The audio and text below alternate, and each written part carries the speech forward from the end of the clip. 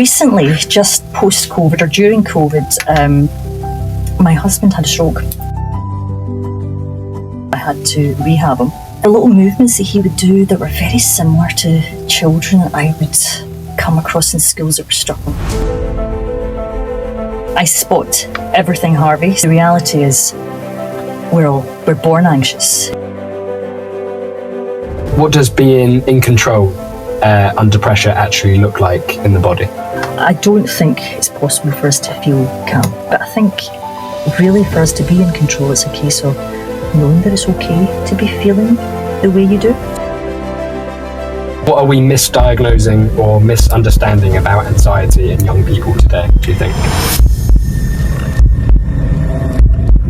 So, Veronica, nice to finally meet you. You okay? I'm very well, and thanks for having me on, Harvey. Thank you for reaching out and thank you for coming on.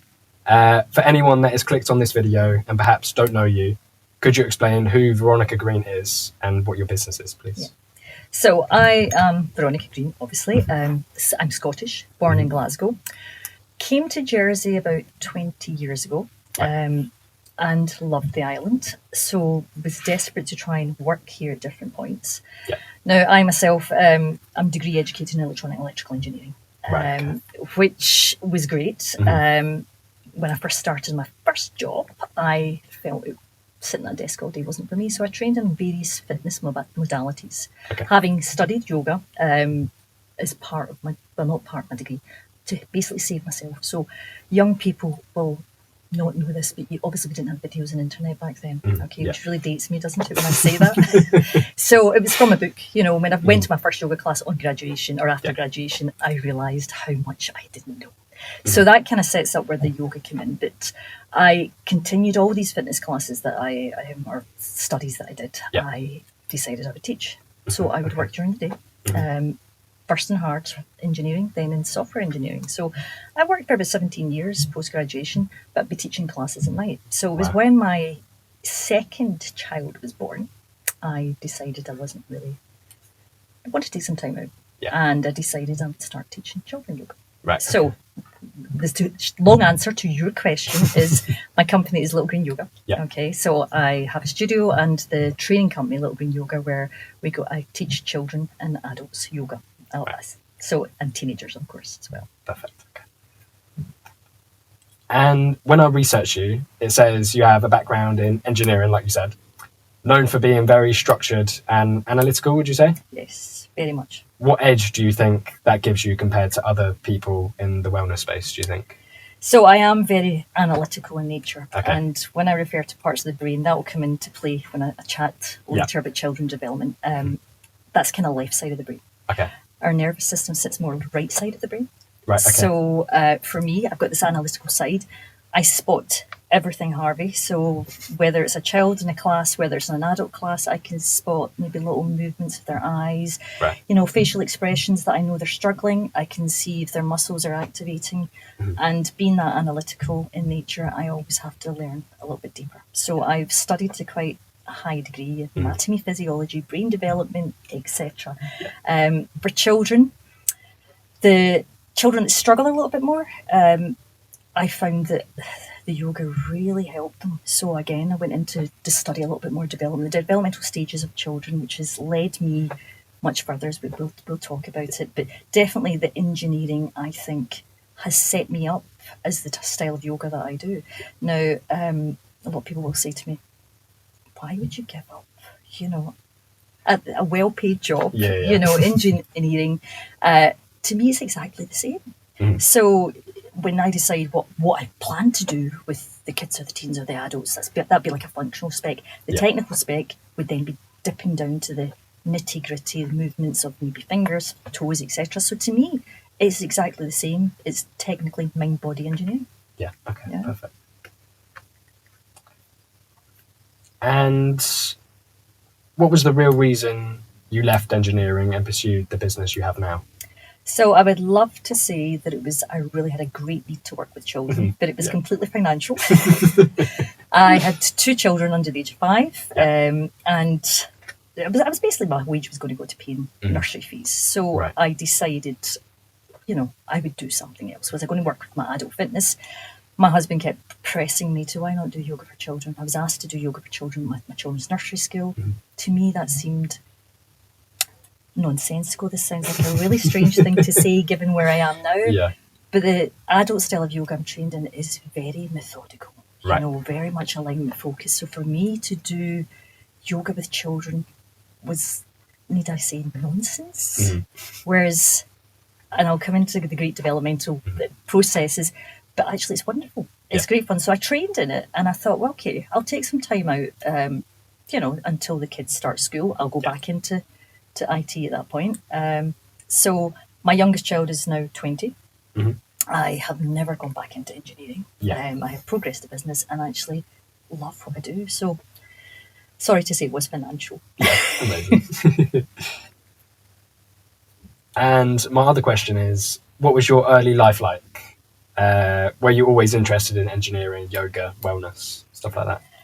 I was very fit growing up as a child. So I would run for school. I was brought up doing Irish dancing at a really high level. So I can look back. It wasn't something I hugely enjoyed, but the rest of my sisters did it. And I look back and I can see that actually working both sides of the body was quite incredible, actually, probably in my development. So with my dad unfortunately had, for him, my dad also believes that girls couldn't be engineers. But my dad, anytime he was doing do-yourself, I'd be there helping him. And my mum has this brilliant story that she would always tell everybody about how at the age of 6, I asked Santa for a sewing machine. By the end of the day, I'd found my dad's screwdriver, taken that apart. Put it back together. If I'm going to be honest, Harvey, it really didn't quite work the same after I put it back together. But yeah, I always liked to find out how things work. Amazing. Okay.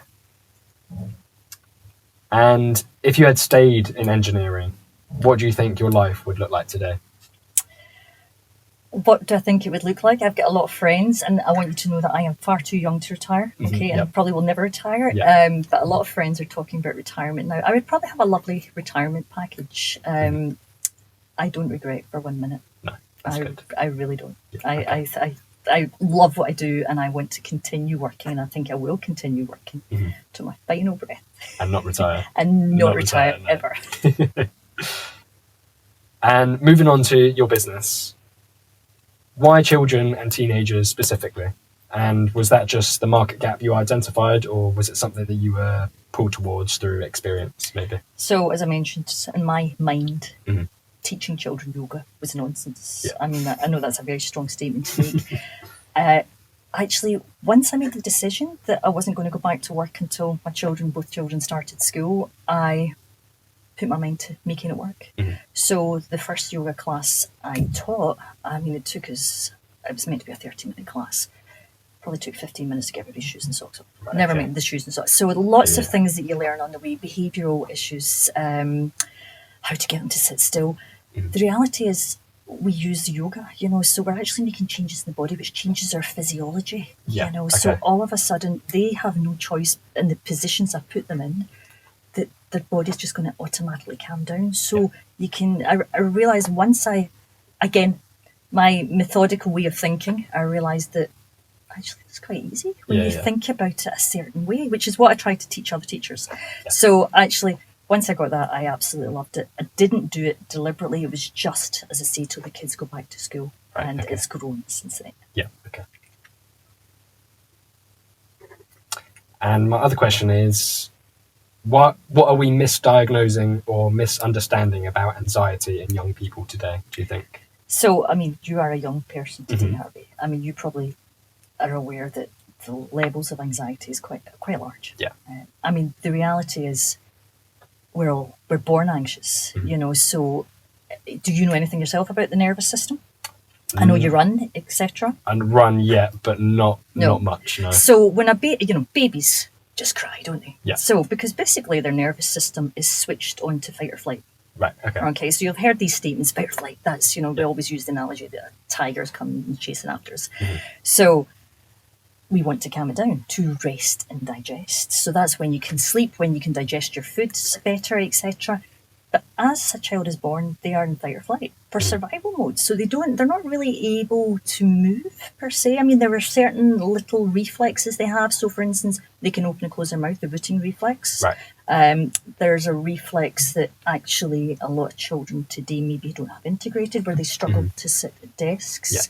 And this is a reflex down here, and it's designed to actually help a baby move through the birth canal, which are all these primitive reflexes which develop the brain. So I've gone off slightly at a tangent. What was the original question? What are we misdiagnosing? Oh, misdiagnosing. Well, it's natural to feel anxious. Yeah. That's the thing, and I don't think we're so much misdiagnosing it. I think we're miseducating people. Okay. In anxiety, and that it is natural to feel that way. So I think for the young people today, when they say they're anxious, they're not wanting to tell anybody they suffer from anxiety because they feel there's a flaw with them. And it's not a flaw. No. But there are ways that we can change this. And that's where I feel that it's not so much misdiagnosis, it's misunderstanding how to treat. So if you go to speak to a GP, you're probably going to be diagnosed with beta blockers to start with to slow the heart rate down. Right.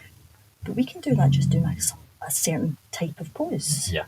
So it's again to do with heart rate variability. All of these, as you know as an athlete, will, class me as an athlete. Yeah, thanks. Now that you're running. So all of these, this is just our body's techniques, and we have to work into these techniques to help them calm. But I do think today young people have a really hard time. Okay. And I do believe that it's a lot to do with lifestyle. Yeah. And I know we'll talk a bit further about that. Okay. And what is the overall mission of your business? What would success look like for you, do you think, today as well? So the success, I would say, has changed for me recently when I see what's happening in schools. Okay. The teachers are stressed. They really struggle. There are behavioural issues in schools. The children are struggling. Everybody's struggling. Previously, for me, it was just to have a successful business, which I feel I have achieved. I started with younger children, developed it from, I teach children 3 to 8, 8 to 12. Once they grew, then teen course came along. So, and I was lucky enough to check the development of these children. They started at a very young age. Okay. So as they moved up to the next stage, I would learn more about their bodies, their techniques.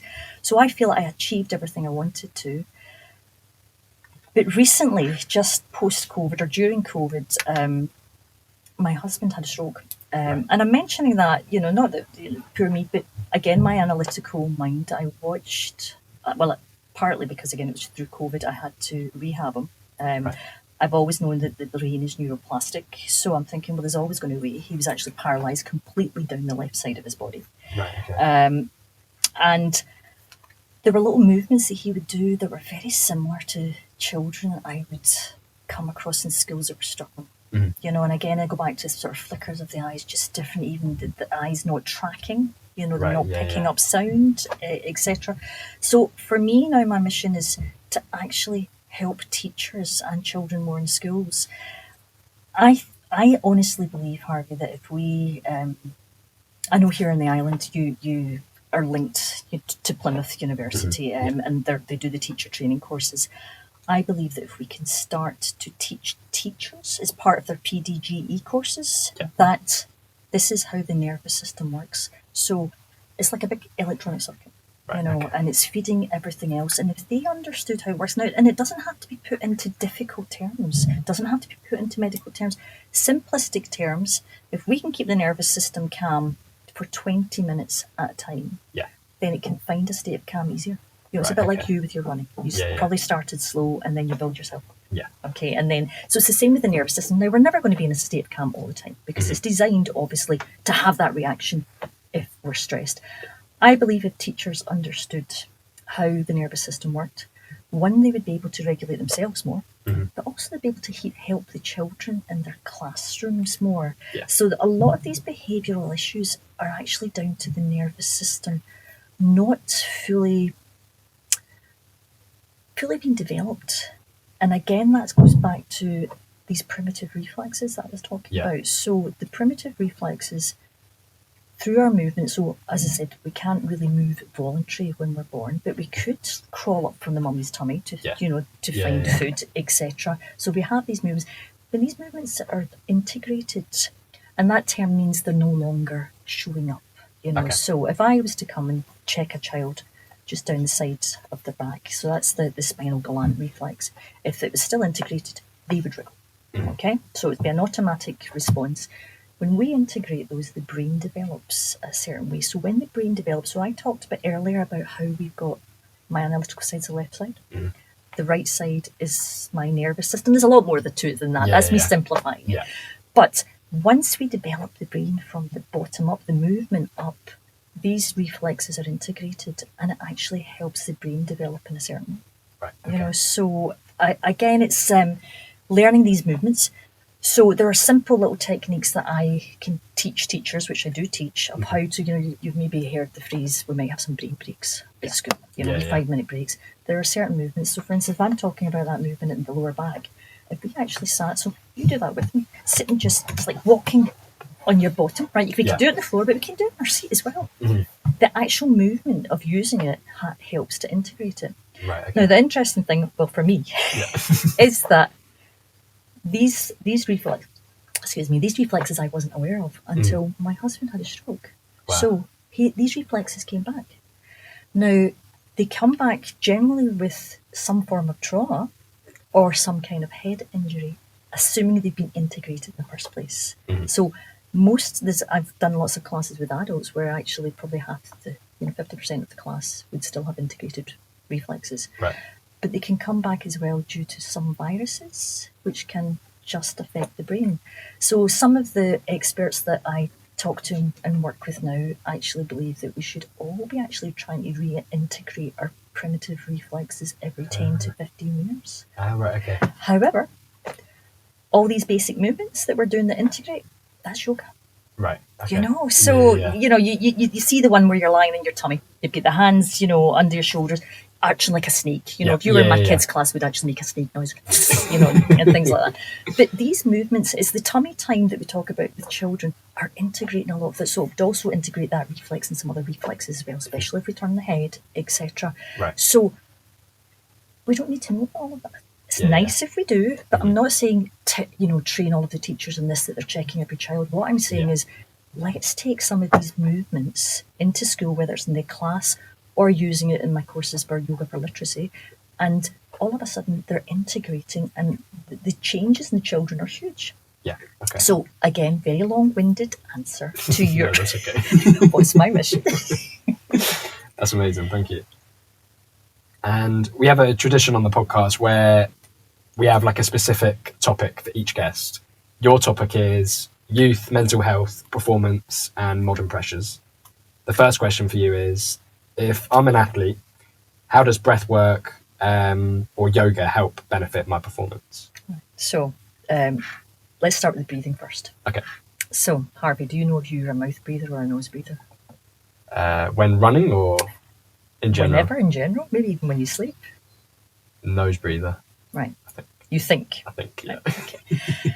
So we want to breathe through our nose, okay, because it works the breath more effectively. Yeah. Now, so it helps with the nervous system, so it's interlinked with the nervous system, our heart rate variability. Now, there are 3 zones of breathing, so we'll talk about the zones first, if that's okay. Yeah, so we're talking about abdominal breath down here. Okay. Now, if I am working with the children, I would say to children, well, let's put a wee toy in our tummy, we're lying down, let's use the nose breathing. But sometimes it's difficult to access that. What also happens to children when they first start school is, as soon as they sit at a desk and they sit upright, so if somebody said to you, sit upright, you pull your tummy in, don't you? And there's no breathing going on down there, and we hold tension up here. So a lot of children will struggle with anxiety starting school simply to do with the posture. Right, okay. But I've got a nice wee trick if you want to try it. Yeah. Okay, you can see how it feels on you. If we were to take our hand, make a little fist. Okay, imagine now, sometimes in a class, I might maybe put some nice smelly lavender inside my hanky. Right, so just take your hand to your nose, okay? And I want you to just slowly breathe in. Nice. Breathe out. Can you feel that whole expansion? And and everybody listening to this, if they're doing it, should try it again. But so again, breathe in. You've got the rib cage expands, the tummy's expanding. You can feel it out in the back of the body. Yeah. Okay, so we're fully using our diaphragm. Okay, we want to do that. Diaphragm moves up and down. Our vagus nerve. Are you familiar with the term vagus nerve? Can I breathe out? Yes, you can. Sorry to breathe out. Just double checking. Yeah. I'm just showing off that you can hold it for so long. So the vagus nerve, the diaphragm has a couple of holes in it. It's got the aorta going through, and you've got the vagus nerve going through there. Okay. So it moves up and down, which is why the tummy bloats out. If we're Right. fully using the diaphragm, we're actually sending signals via the vagus nerve back to the brain that we're in a calm state. Okay. Right. Now, that's the first zone, right? Second zone is where we use the tummy, but we also use the rib cage. Now, watching you wear. All right, so you feel the tummy expanding, the rib cage expands. We've got intercostal muscles. We've got to keep them healthy. Yeah. The lungs are sitting up here. Yeah. Okay. But if, and this, I know that you're doing lots of training, you're running. Okay. Yeah. When you get to the end of your run, you will feel you're breathing up here again. Yeah. Right. So the clavicular breathing. Right. Athletes will use that a lot when they are just getting into the reserves and really trying to win. Say it's a race or whatever, you know. So they're putting their body into a stress response. Okay. So that vagus nerve actually runs very close to the surface up here. So when we go and lift the shoulders, stress response. Right. Okay. So a lot of athletes who eventually then burn out is because they're not spending the time relaxing. Now, I myself, as I say, the style of yoga that I do is my adult yoga is very specific. We'll hang off rope walls, we'll, you know, do handstands, etc. You know, it's great fun. But if somebody said to me, we're going to do a restorative class, I'd be like, oh gosh. In fact, I probably wouldn't show up because to me that was boring. I wanted to be active, you know, but you get burnt out if you do that. Yeah. So we might do things like slide off a chair into a shoulder stand. We're just changing, again, the physiology of the body. So what's happening at that point is the blood's I'm going to make it, again, simplistic terms of blood's rushing to the brain, right? Okay. It's not really rushing, but Yeah, rushing to the brain. Yeah. The baroreceptors switch on. They're like, oh, don't like this. Right. They switch on, slow it down, and then all of a sudden the vagus nerve's kicking in thinking, oh, blood flow's slowed. Oh, I'm meant to send calming responses. And it's incredible. Right. So I don't know whether you looked on some of my Instagram where I've got kids in a school maybe just lying on the floor with their legs on a chair and lifting their bottoms up. And it's incredible. Yeah. Because you can have the rowdiest child or the one that can't sit still and they all just calm down. Now back to our athletes, however, they need to work some kind of restorative into their, and especially for you young folk. That sounded quite scathing, didn't it? But you want, you know, we're on the go all the time and we have to get the balance because we will burn out. Yeah, okay. So that's the physical or the breathing side, but the physical side as well, we have to think about stretching. Do you honestly stretch after you run hard? Not after, no. No. So the reason we want to stretch after we exercise is to return our muscles to the state they were in before the exercise. A lot of people do the, you know, wee bit of warm-up. They think, warm-up. But it's actually more important at the end and you want to stretch longer. But if you don't stretch well, so if I was to, so say, can you just straighten a leg out for me? Would that be possible? So if you sit with both feet and then straighten one leg out. All right. In fact, come to the edge of your chair. So straighten one leg out. This is a hamstring stretch. Yeah. If you were to hinge forward, okay, you can feel the back of the leg stretching, can you? Are you quite stretching? Yeah. Right, okay. Now, if you were to bring your inner heel up towards your face, right, so you're distorting your foot basically, you're not stretching away equally. You no longer feel a stretch in the inner portion of the hamstrings, do you? No. No, stretch your heel away. So this is where people will say to me, does alignment really matter? Well, yes, it does. So we've got, 3 hamstrings, we've actually got 4 heads, and we have to stretch them equally. So again, yoga is brilliant, depending on the style that you're doing, from the point of view of working our breathing, but actually being aware of your body. I think most of us don't actually live in our own body. We don't know, I do sit, obviously, over analysing every muscle. And then my next question is, if you had to point to 1 or 2 root causes driving the rise in anxiety, what would they be, do you think, and why? I think probably everybody knows what I'm probably going to say. Movement and devices. And again, the children that we're seeing in schools that still have the retained primitive reflexes, if we're out moving more, blue light from our devices, it actually wires us into the left side of the brain. Right, okay.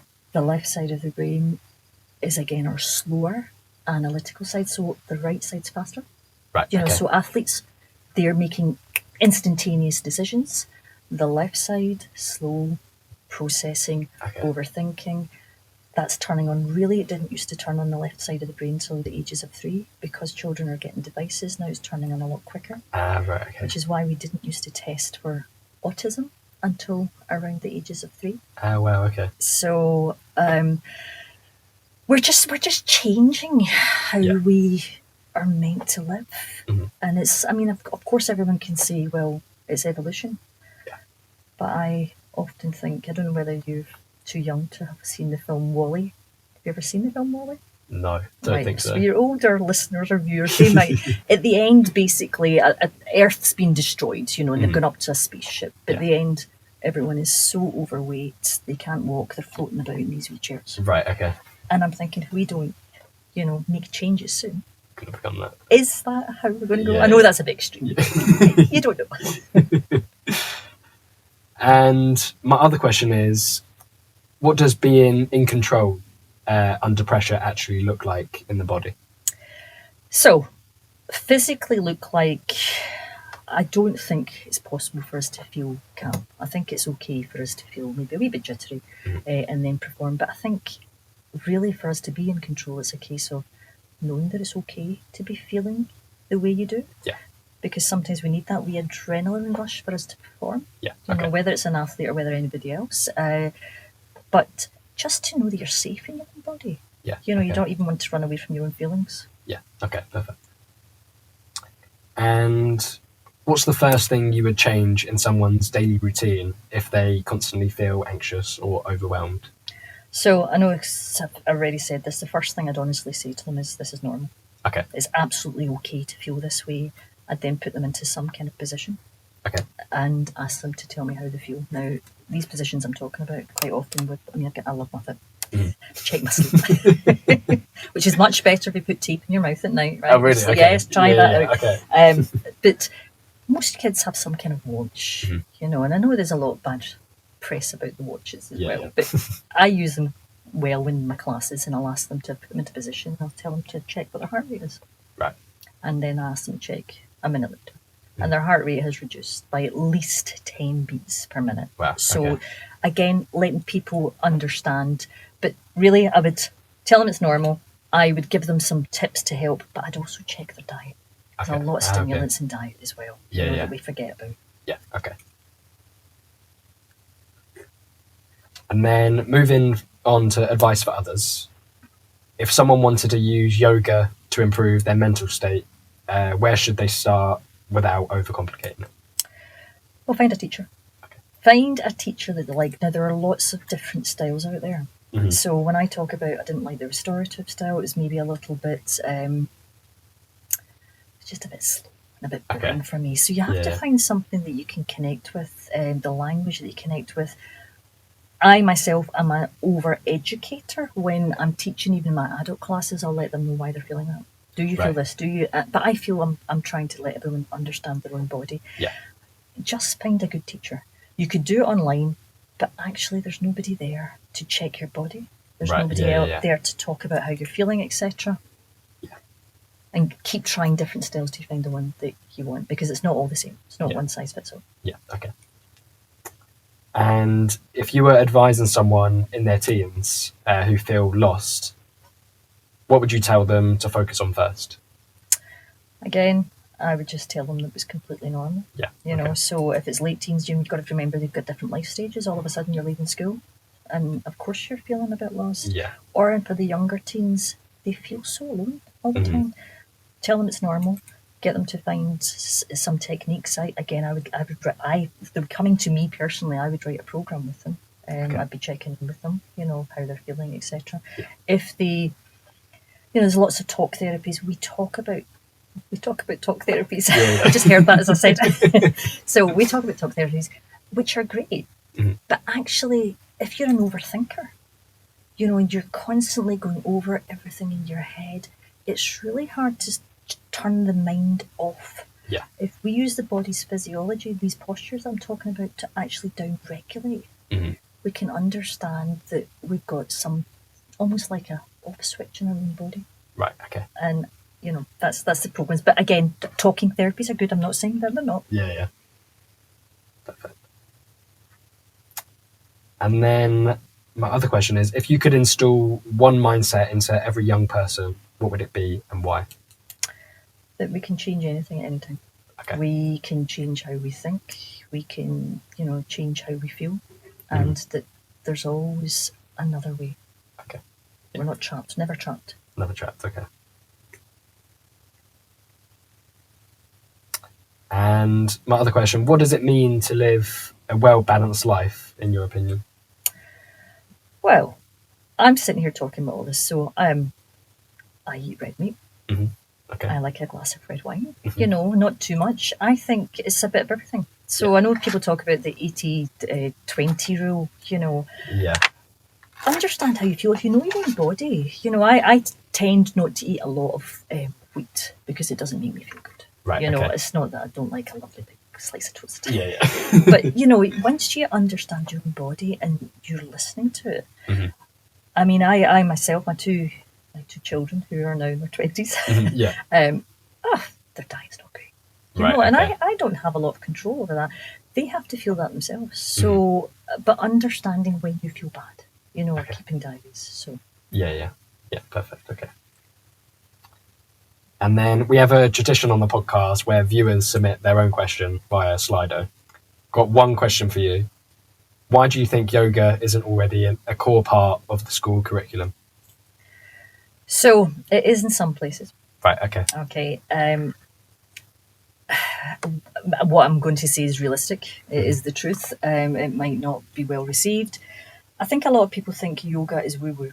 Okay. So when I am talking about it in schools, I'm talking about the scientific side. So I actually go into great details of what's happening in the brain and what's happening, because I think as soon as they hear the word yoga, which is why a lot of the time I'll talk about mind-body engineering, people just think it's to do with some kind of crazy religious cult.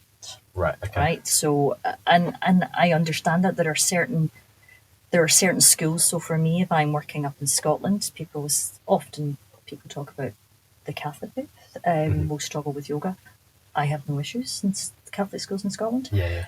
Maybe the Church of Scotland, I might have some issues, but it's just people's fear, that it's something crazy. The reality is, yoga's been around for over 5,000 years. So we're talking about way pre-Bronze Age. There's records of this. These people, they didn't have scanning devices. Now, I'm an engineer. I love to be able to back everything up. So I love nothing better than a good scan that will show me, right, this is what's doing. And I like to show the proof to everybody as well. They didn't have that. Right. They were watching what was happening in their body through observation. Right, yeah. And I'm kind of thinking, these people were the original mind-body engineers. I mean, it's how our body needs to work, but somewhere along the line, we have probably overcomplicated everything. Okay. And we feel that we have more control, but our body's actually got all of these controls in it. Yeah. So it is hard in schools, but nonetheless, many teachers are using yoga. They may not have taken a training, and it's unfortunate because funding for trainings in schools as well is low. Right, there's always budgets that they might struggle with. Yeah. I get many teachers that have come to me, that to be trained in how to teach children yoga, and maybe say simple techniques. You and I, we talked about our breathing, so they will they know breathing's good, and they'll sit there and they'll say, okay, kids, let's put one hand on our chest, one hand on our tummy, like we're going to take a nice big breath. Yeah. But the children are also we generally replicate what we see physically. So they might be saying, take a breath through the tummy, but what they're actually doing themselves is this. See how my shoulders go up? Right, okay, yeah. Stress response. If they knew exactly how the nervous system worked, they wouldn't be doing that anymore. Right. So it's just changing the perception of yoga. Yeah. Okay. I believe that's the issue. Did you get yoga at school, Harvey? No, I didn't, no. I've never been in. You Plado, is it you said? Plateau, yeah. Plateau. Yeah. I always get my pronunciations wrong. That's one school I haven't been at yet. Right, okay. Do you get, not annoyed, but, what's the word? Maybe annoyed that there's a perception around yoga, do you think? Or I do, but I also get it. Right, okay. Because I was one of those closed-minded people too. Yeah. They would think, oh, for goodness sake, I'm not doing that, you know. And even just chanting can be another thing that a lot of people struggle with because they think it's almost like, I guess, singing hymns in a different way. But actually, when you think about it, we will calm our nervous system out when we breathe out long. If we are breathing out longer, so for instance, basic humming, right? So I'm not sure if the mic will pick this up, but now, if anybody walked into a room and there's a bunch of people doing that, they'd think they've lost the plot. If they didn't know that. But actually, all we're doing there is slowing down our out breath and calming our nervous system. Right. Okay. You know, so it's So I do get annoyed. You know, I have to fight against it all the time. But I think with that, going back to young people being very stressed, educators being really stressed, they're also looking into alternate techniques. So a lot of these educators that were maybe closed door to beforehand are now thinking we need something. Right, okay, yeah. Perfect, okay. And that's all my questions for you. But thank you so much for coming on. Well, thank you for having me. I found it well interesting. But yeah, hopefully I think we should do a yoga session together. We should, definitely. We need to sort something out. But thank you so much for coming on. Thank you for having me.